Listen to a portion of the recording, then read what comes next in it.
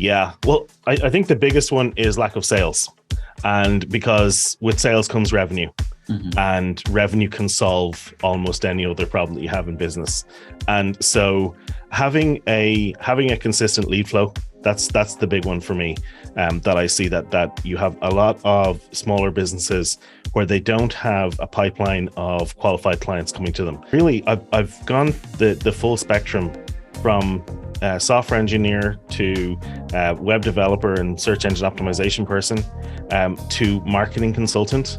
And now I'm helping people who are consultants with their marketing, and I'm almost becoming like a business coach to consultants. Hello, and welcome to another episode of Global Achievers, where we seek out and speak to business owners and professionals from around the world. In today's episode, we have Alastair McDermott. He's joining us from Ireland, where he's going to be talking about his journey from going from a website designer to becoming a business coach and a consultant. And more importantly, he's going to be talking about how coaches can niche down, pick a specialization, and increase their revenue. So stick around, we'll be right back.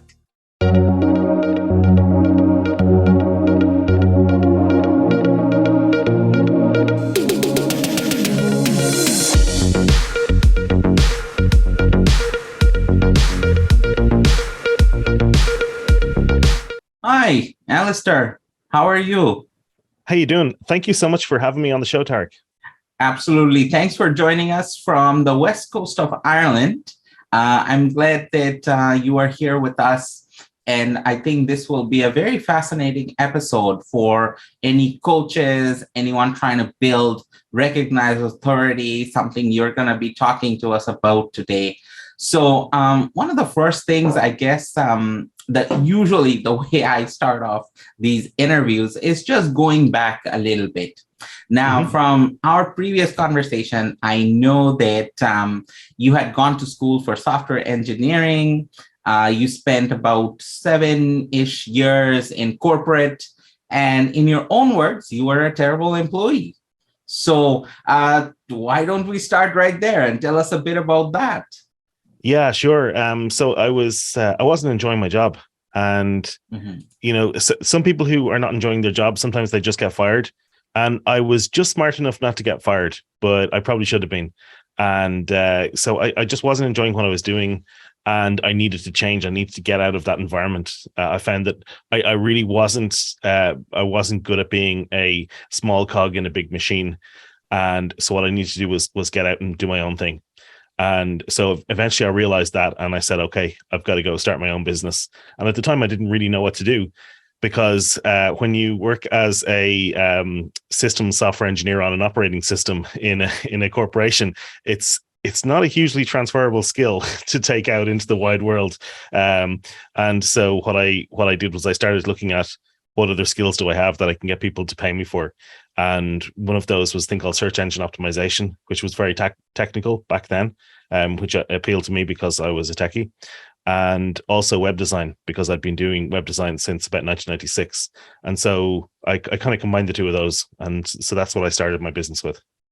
So in 2007, you started Website Doctor. So tell us a bit about that particular business. Yeah, so the main thing I was focusing on at the time was search engine optimization, because it really wasn't all that big in the mainstream. And it's quite mainstream now. Every business owner knows about it. But back in 2007, even then, even though it had been around for a while, it wasn't very well known. And also the tools that we had were not very good. So the SEO plugins and things that we have nowadays are vastly superior to what they were, 15 years ago. And so a lot of the kind of the SEO stuff that you have tools to do today, we had to do manually back then. And so I enjoyed that part because I'm an engineer, and doing all of that kind of stuff was quite appealing for me. And so I started doing that. But I was also hanging around in a business network, which was startup businesses. And I wanted to do SEO work, but the people who I was hanging around with kept asking me for websites. And so I decided, okay, well, if these people want websites, I better give them websites. So I started focusing on that part. And so I rebranded. I originally called it Log On Internet Marketing, and I rebranded that to Website Doctor. And that's and I still run Website Doctor to this day. But back then, I didn't originally intend to build websites. It just, I had so many people asking me for them that I had to do that. Okay. And what kind of sites were these? Well, back then, it's kind of strange to think of it now, but back then, I was one of the few people using this small unknown system called WordPress. And I kind of bet the bank on that. That was the system that I was using. There was all sorts of different options available, but that was the one that I really liked using. And so back then, I would have called myself a WordPress web developer. But, now 15 years later, it's just ubiquitous. It's everywhere. And so now everybody is building websites in WordPress. But back then, it was like 5% of the market or whatever it was. It was a small player. But I was building those types of websites for every type of business going. I think that was part of the problem with that business. Was it was for literally any kind of business. And I've had every type of business possible as a client over the years. Okay. And how has the business evolved over the years, you would say, especially in the last, say, 5 to 7 years? Yeah, well, the big change is the focus and the niching down, the specialization part. And it took me quite a long time to realize that was the answer to a problem that I had. So the problem that I had was, so first off, I wanted to have a podcast. And so I was trying to plan my podcast, and I realized I can't create an ideal listener avatar, because I don't have an ideal listener, because I don't have any focus with the business. And then I was trying to write a blog post, and I was trying to write a blog post that was applicable to all of my different clients. And I was looking, and when you have a client who is a magician for children's birthday parties, and you have a client who is a mining company, and you have a client who builds handmade furniture for hotels and restaurants, and then you've got another client who sells skin cream on an e-commerce website, and you're trying to give them all advice on their online marketing in a single blog post, what happens is that blog post ends up being really terrible, because it's very hard to create something that's applicable for everybody. And I realized this lack of focus was killing me. So, Alistair, what kind of services are you providing today? Well, today, what I'm doing is I've gone the full spectrum, from software engineer to web developer and search engine optimization person, to marketing consultant. And now I'm helping people who are consultants with their marketing, and I'm almost becoming like a business coach to consultants. And so I think I'm a consultant and a coach, and kind of the lines are a little bit blurred between those two things, depending on, I think it's like more of a spectrum. And I think I'm kind of somewhere in the middle between consultant and coach. And I like to help people with business problems. I think the big difference between a consultant and a coach is the way that they approach it. And coaches quite often will try and help people find the answer within themselves, and consultants will be more prescriptive. And I'm kind of in the middle there, where if I have an answer to something, I don't want to hold it back. But I do want to be a guide. I do want to be an arm around the shoulder if that's what people need, and kind of help them. So now I'm doing that, and I'm trying to learn about coaching while I'm doing it, which is interesting. I've been helping business owners for a long time. I've been mentoring, which is what the local government calls it here. I'm a mentor with my local government business network, business support agency. And so I talk to business owners a lot about their business issues. And sometimes that verges nearly into like management consulting. And so I think that's why I talk a lot, and a lot of my clients are management consultants, because I kind of resonate with them and the things that they talk about. And so it's quite interesting. It's a very mixed bag of different skill sets and problems. But the thing that I focus on now, which is how you found me, is building authority, and that's why my podcast is called The Recognized Authority. Okay, perfect. So many things to unpack in that. one of the things I want to follow first is your journey, right? Mm-hmm. So went from website development, SEO work to more consulting. So how did you actually transition from what was back then a very technical aspect, right? And then you moved into more of business focused consulting. How did that transition take place? I think it happened because I was a little bit frustrated when I was working with some clients, because they would come to me with a technical problem, and I would dig into that technical problem and realize that this is not a technical problem with a technical solution. This is a business strategy problem that you have. And so I started to talk to my clients about business strategy. Now, some of them didn't want to talk to their web design guy about business strategy, but most of them would. And I always kind of positioned the business as an expert consultancy rather than an agency. And so I think that allowed me to kind of move up the food chain a bit in terms of working on strategy. And so what I would find is that, like one simple example, I had a client come to me with a website problem, needed to upgrade his website. And as we started to dig into it, I realized that it wasn't a website technology problem. The problem was that he had a staff member who had left the business and he had never replaced them. And as I dug into it more, I realized, first off, you need to replace the person who was doing, 50% of the work in this business, or 40%, or whatever it was, the amount of work.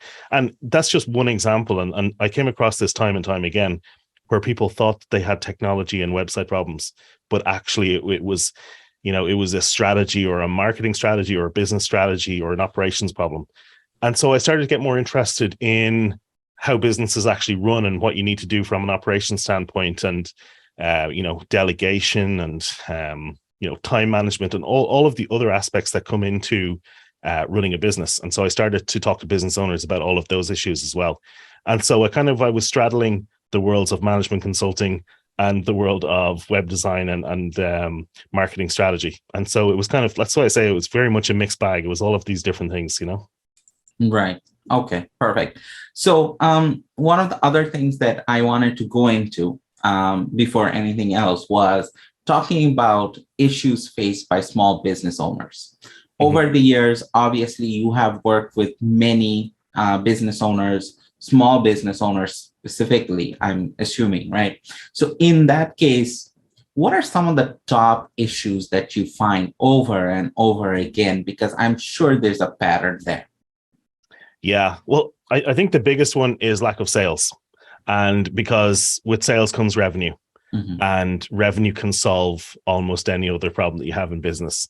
And so having a consistent lead flow, that's the big one for me, that I see that you have a lot of smaller businesses where they don't have a pipeline of qualified clients coming to them. And if you don't have that, what happens is you start to take on everybody who comes to you. And so what you do is you take on bad fit clients, and that's a real killer, because what you're doing is you're spending your time and your energy working with a client who is not a good fit. It's opportunity cost, because you're not working with clients who are a good fit. You're not able to take on another client who comes along, because you're spending all of this time on this bad fit client. And usually then that bad fit client doesn't give you a great referral. They're usually lower paying and doesn't value you. And so it's just, you get into this spiral where you're spending a lot of time with those types of clients. Whereas if you can step back and turn away bad fit clients and only work with clients who are a perfect fit for you, and you need to know what that is. So you need to kind of do some work on that. But if you can figure out who that is, that will solve a great many other problems. Okay. All right. So, talk to us, because, at the end of the day, our channel is focused on success factors. We like to discuss wins and successes. So tell us about some of these successes that you've had with your clients. Yeah, sure. Let me give you specific numbers. One of the clients actually had a great success after only 2 meetings. What we did was, after 2 meetings, he changed his approach to sales. And so We took him from $60,000 in annual sales to $198,000. So that's a $138,000 increase. And that was purely by changing the approach to sales meetings. We actually hadn't even got to work on his website at that point. And it was just through changing his approach to the sales process and optimizing for recurring billing. And so that was one example. All sorts of results in terms of like, one example that I use on the website is 17x on website traffic. So that was just somebody where we just tweaked how they were approaching content and started creating content for their ideal clients and doing a little bit of optimization, not a whole lot of optimization, but a little bit of optimization. And suddenly they're seeing a huge amount more in terms of traffic. And then, like, quite typically, we would see a huge increase in website inquiries, and that would be quite often through things like conversion rate optimization, which is where you tweak a website to make it easier for people to contact you. You make it easier for people to purchase or to buy, and when you get those more leads in, what happens is you're able to increase your prices because more people are contacting you. And when you start to increase your prices, what happens is some people won't go for you, so you'll have more free time. But the ones who do go for you, they're better quality clients usually. So those would be some examples. Okay, perfect. So one thing I wanted to basically ask you, and you actually mentioned this, is that website traffic. Now, almost every business is online. They have a website, even the most basic website, they have it, right? Mm-hmm. They should, and most people do. So what do you find are some of the most, common issues with these sites? I understand that obviously, if you don't do SEO, if you don't do any of that stuff, you're going to be difficult to find for potential customers. But in general, when people just do their basic websites, what are some of the things they should be looking out for? Yeah, so one of the biggest mistakes that I see is websites that are confusing. And one of my favorite books in web design is called Don't Make Me Think, and by Steve Krug. And it's a great mantra. Actually, it's a great mantra for any kind of customer experience, customer service. You don't want to have to force the visitor to figure things out. Everything should be easy and logical, and there should be a clear call to action. It should be very easy for them to have a next step, so they can move on with the purchase. So that's one of the biggest ones. There's a whole bunch of other ones, like, for example, make sure that your website is optimized for speed. You don't want it to take more than 4 seconds. That's a rule of thumb for now. But that would have been 8 seconds about 10, 15 years ago. But now I'd say your website has to load in 4 seconds. Making sure that it works well on all devices, that's going to be more important in certain businesses.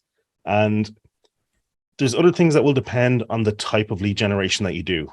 So, for example, if you are in the professional services, expert services space, then you probably will be getting a lot of your business through word of mouth. And if that's the case, then your website is probably less important. It just needs to meet a bar of looking professional and showing that you exist. And that's because you're getting this word of mouth referral, which passes trust. And so your website doesn't need to build up that trust. Now, if you are moving beyond having this dependence on word of mouth, that's when things get interesting with websites for expert services. Because at that point, then your website needs to become more active in terms of building trust. And so it has to have more content. It has to have kind of credibility indicators, social proof, media logos, client logos, testimonials, things like that as well, case studies. All of that will go into trust building. And so that for me is where it gets more interesting, when you're moving away from the kind of the passive brochure site into the more active lead generation, trust building, credibility websites. Okay, perfect. So speaking of people in professional services, as a consultant for consultants, please tell us a bit about recognized authority. So I visualize the journey to authority. I actually visualize it as a journey, a path with these different stages. And so everybody starts out as a novice, and it doesn't reflect how smart you are or anything like that. It just reflects that everybody starts off at kind of at ground level. And at that point, the way forward is to get broad experience and to just to learn and figure out the things that you like working on, the types of clients you like working with, figure out your voice, your point of view, things like that. And so the novice eventually becomes this generalist expert. And the generalist expert stage is where I see a lot of people will actually stop. And so at that point, quite often they will have a very good network of people who are passing them business through word of mouth referrals.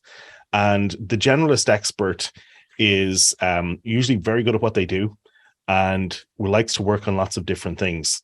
And quite often you can have a 6, 7, or even 8-figure business, but usually a 6 or 7-figure business at that point as an expert. The next step, if you want to go on and become known as a recognized authority in your field, the key part is that last part, in your field. And to be a recognized authority, you actually have to have a niche. You have to have a specialization. And this is the hard part for a lot of people. They don't want to actually choose because they don't want to turn away opportunity, because that's what we're doing when we niche down, is we are choosing a field. We're turning away most opportunity in order to say a bigger yes to a small subset of that opportunity. And that's the hard part. But if you can get through, and I visualize this like a mountain range, and sometimes you need a guide to help you. There are wrong paths, and you can. And one of the things about specialization is you can actually pick the wrong thing and turn back and pick something else, and then go on to have success. And I know several people who have done that.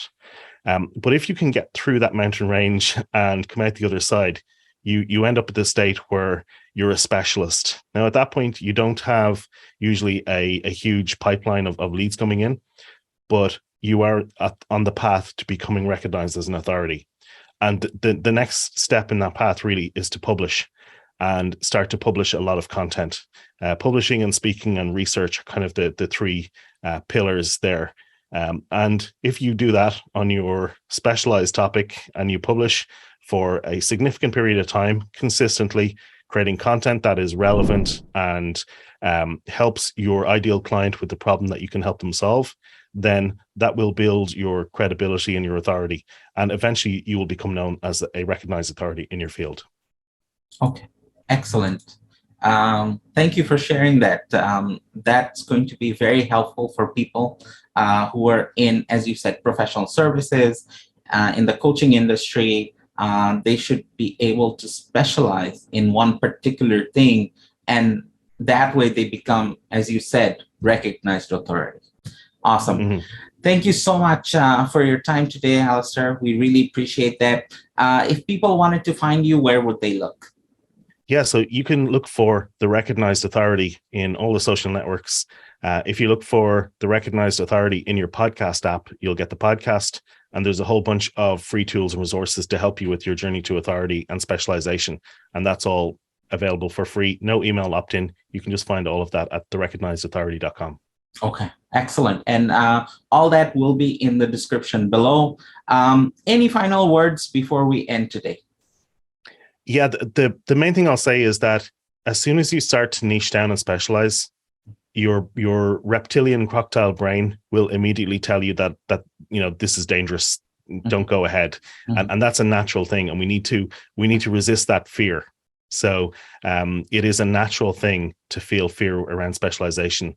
And it's something that you probably will encounter if you start to specialize. But if you can push through that, the rewards are huge on the far side. Okay, excellent. Very nice final words to end off. Again, thank you so much for your time today, and wish you all the best. My pleasure. Thanks for watching. We really appreciate that. If you like what you saw, then give us a like. We'll be posting at least once every week going forward. So if you want to see similar kind of videos, then subscribe to the channel. And finally, if you want to see any kind of professional or business owner featured on a future episode, then let us know in the comment box below. Thanks again, and we'll see you on the next one.